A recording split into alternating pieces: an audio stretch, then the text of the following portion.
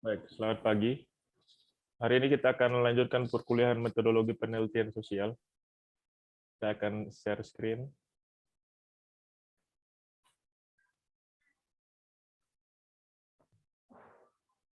Sudah bisa terlihat?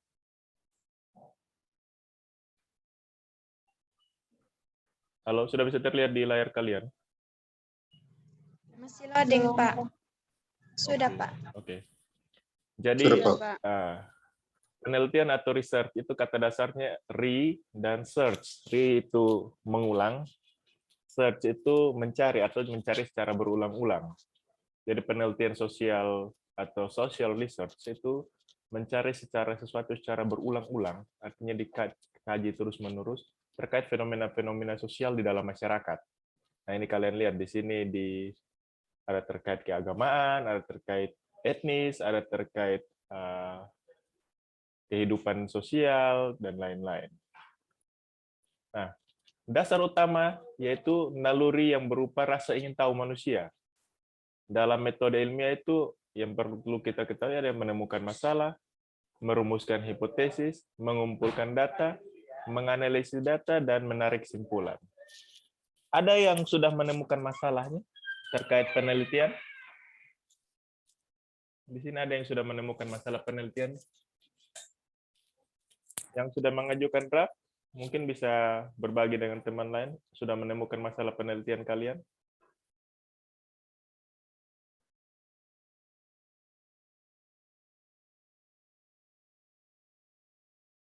Siti, silakan. Masalah penelitian kamu apa?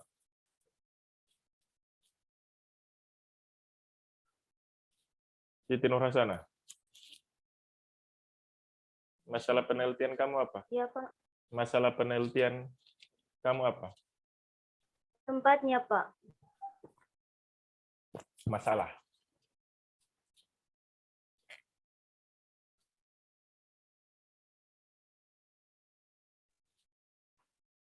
Yang sudah mengajukan draft, tolong angkat tangan. Angkat tangan pakai fitur, bukan angkat tangan ya. Silakan, Bazelia. Masalah penelitian kamu apa? Itu tentang dampak bendungan. Dampak ini pembangunan bendungan terhadap pendapatan dan produksi usaha tani. Oke. Ada lagi yang sudah? Jadi, Bazelia, apakah ada dampak pembangunan bendungan terhadap pendapatan usaha tani?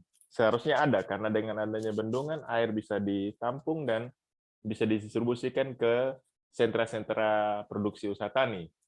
Tapi apakah betul ada dampak, nanti akan dilihat lagi menurut kajian dia nanti. Yang lain silakan. Yang sudah mengusulkan draft penelitian.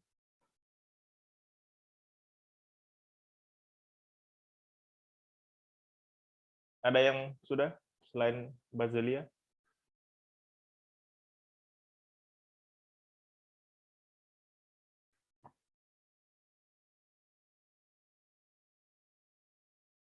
Halo, yang lain bagaimana? Jadi kalian belum punya masalah penelitian? Silakan, Ferdi, apa? Nah, ini masalahnya persepsi petani terhadap kompetensi penyuluh pertanian. Masalah, bukan judul. Yang saya ingin tahu masalahnya apa? Ada masalah apa di situ? Terkait persepsi petani dengan kompetensi penyuluh. Masalahnya apa? Masalahnya bagaimana hubungan antara persepsi petani dengan kompetensi penyuluh. Jadi hubungan antara kompetensi petani dengan persepsi penyuluh. Jadi Ya. kalau penyuluhnya berkompetensi, apakah persepsi petani itu terhadap penyuluh itu baik atau tidak? Begitu. Ya. Yang lain ada?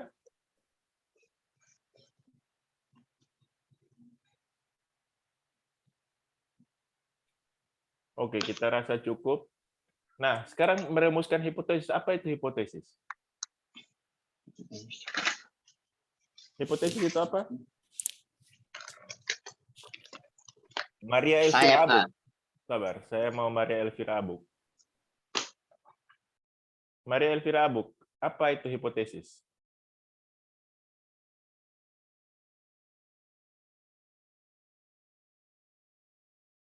Maria Elvira Abuk, apa itu hipotesis?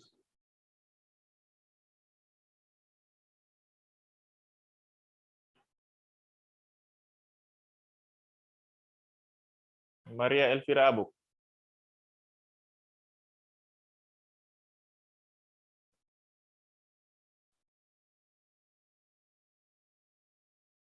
Sepertinya Maria Elvira Abuk tidak ikut kelas kita ya.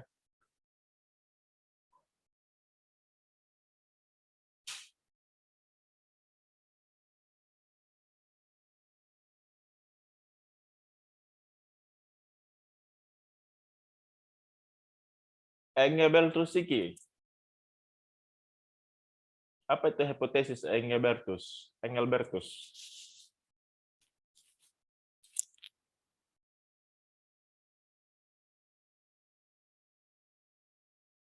Engelbertusiki, apa itu hipotesis? Ya, Pak.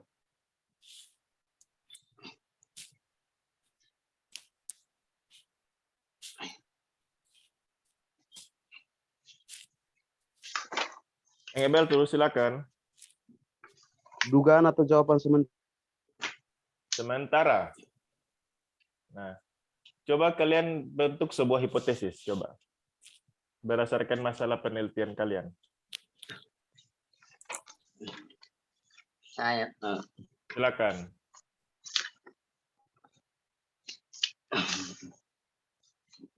berdasarkan diduga adanya hubungan antara karakteristik petani dan karakteristik penyuluh dengan persepsi petani terhadap kompetensi penyuluh di Desa Leontolo, Kecamatan Rembanu, Kabupaten Belu. Oke. Kalau sudah punya draft enak ya, tinggal baca-baca saja. Ya, Pak. Ya. Ada lagi yang mau membacakan hipotesis penelitiannya? Ada Pak. Selain Ferdi.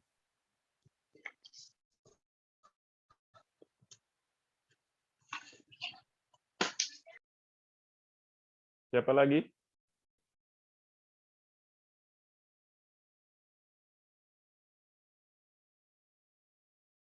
Yang ingin membacakan hipotesis penelitiannya? Jadi, seperti yang disampaikan oleh Engelbertus, hipotesis itu dugaan sementara. Dugaan sementara itu berangkat dari teori-teori ini, kerangka teoritis atau konsep, nanti menjadi sebuah hipotesis. Hipotesis itu, seperti yang tadi, ada hubungan. Kalau Ferdi ada hubungan antara karakteristik individu, petani terhadap kompetensi penyuluh. Jadi petani itu bisa menilai apakah penyuluh ini kompeten atau tidak. Kalau yang tadi Baselia, dampak bendungan. Jadi bisa ditarik sebuah dugaan sementara dengan dibangunnya sebuah bendungan akan meningkatkan pendapatan petani karena pengairan akan semakin baik sehingga tanaman bisa tumbuh dengan optimal. Bila tumbuh produksi akan tinggi dan akan meningkatkan, kalau dijual meningkatkan pendapatan petani. Ada lagi yang punya hipotesis penelitian yang lain?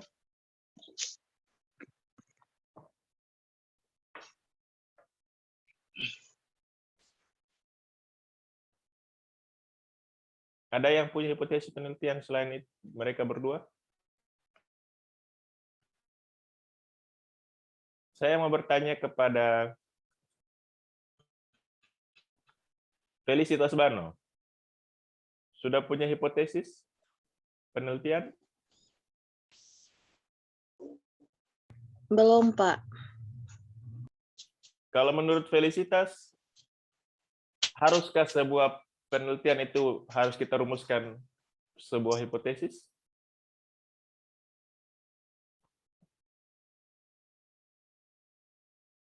Atau bisa penelitian itu dijalankan tanpa hipotesis?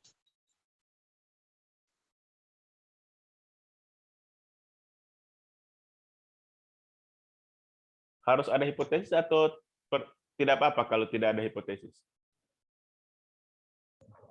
Harus ada, Pak. Harus ada, oke. Ada yang punya pendapat lain?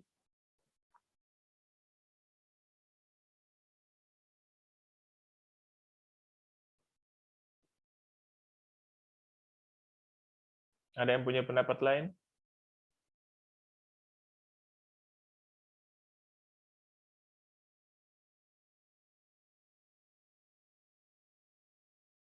Adriana Naitili. Bagaimana menurut Adriana? Harus ada, Pak. Harus ada. Ermina Anita Seran. Bagaimana menurut Ermina? Harus ada, Pak. Oke. Hipotesis itu harus diuji. Nah, dalam beberapa kasus penelitian tidak perlu mencantumkan hipotesis. Karena hipotesis itu merupakan dugaan. Kalau Anda tipe orang yang tidak suka menduga, tidak apa-apa. Tidak perlu menggunakan, langsung saja menganalisa. Tapi bagi beberapa jenis pengujian, perlu melakukan uji hipotesis. Apakah kita menerima hipotesis awal atau menolaknya dan menerima, sehingga kita harus menerima hipotesis alternatif. Itu tergantung. Jadi kalau dalam statistik ada namanya uji hipotesis. Itu biasa kita bandingkan T-tabel dengan untuk parsial, F-tabel untuk uji secara keseluruhan. Setelah kita merumuskan hipotesis, langkah berikutnya adalah kita melakukan pengumpulan data. Nah, pengumpulan data itu biasa dilakukan dengan apa saja? Yang sudah mempunyai draft, kalian mengumpulkan data dengan metode apa? Ada, Pak. Ya, Data primer, data sekunder. itu jenis data. Cara mengumpulkan datanya yang saya tanya.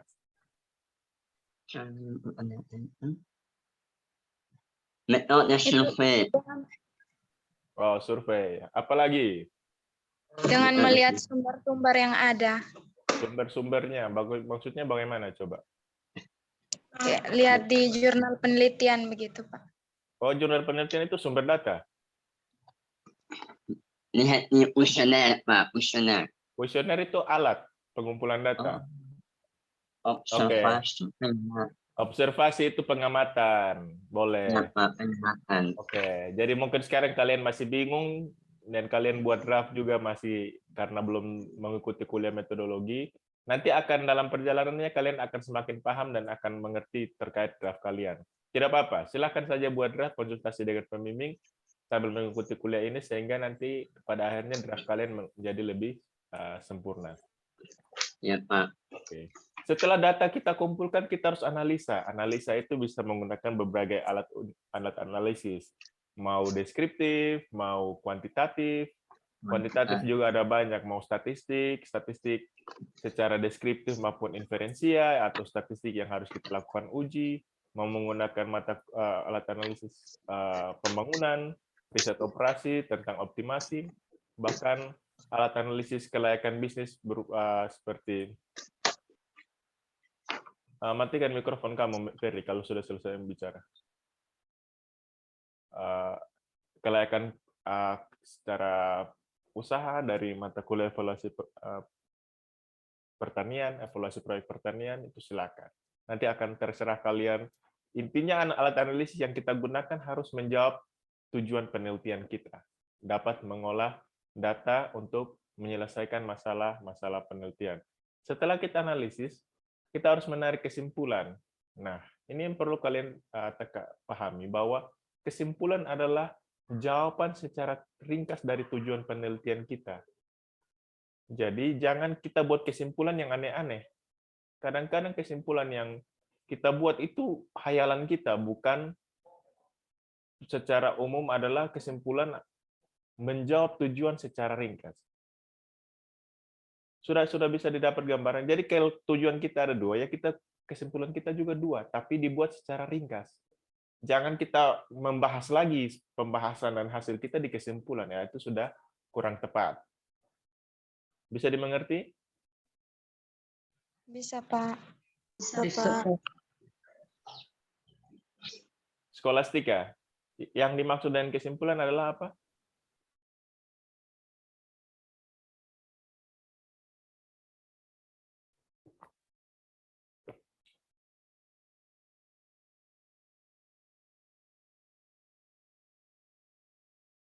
Skolastika Hake Bobo. Iya, Jadi saya Pak. jelaskan kesimpulan itu apa?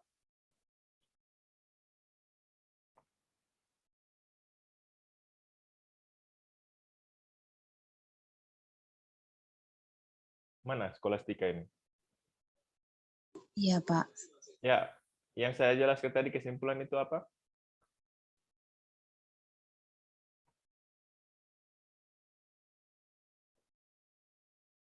Ada yang bisa bantu Skolastika?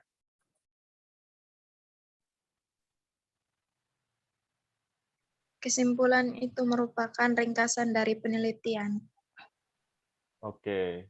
Tapi tadi kata kuncinya apa? Menjawab apa?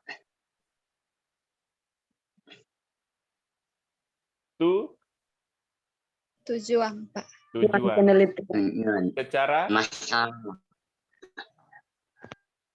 Secara ringkas. ringkas. Secara umum. Oke, Skolastika tolong ulangi.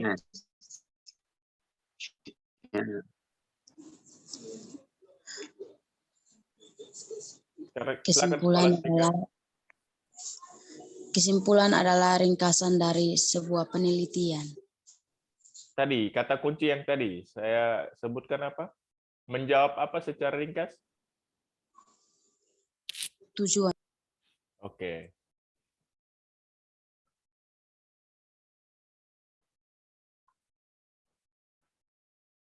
Maria Florenciana Naimuni, tolong ulangi terkait kesimpulan itu apa?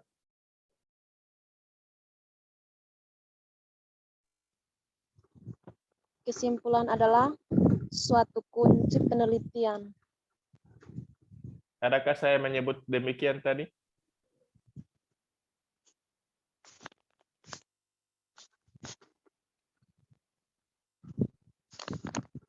Angela Fitriani Klau.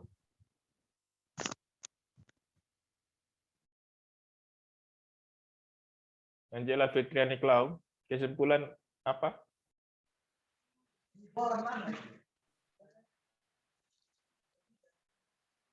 Kesimpulan itu apa? Angela Fitriani Klau. Kesimpulan adalah secara umum dan ringkasan yang diambil dari suatu analisis. Oke, itu kamu baca ya.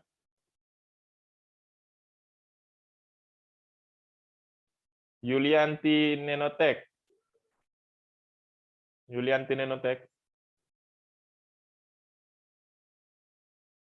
Oh, Yulianti Nenotek tidak ikut kuliah sepertinya. Ada, Pak. Oke, kesimpulan itu apa Yulianti? Kesimpulan adalah diambil dari suatu tujuan.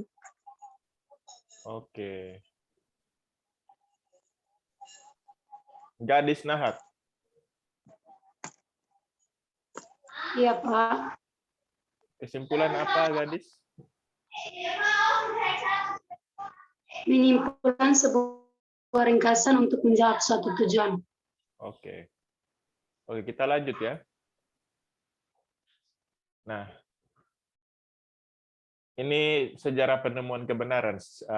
Ada dulu namanya pendekatan non-ilmiah atau non-scientific approach.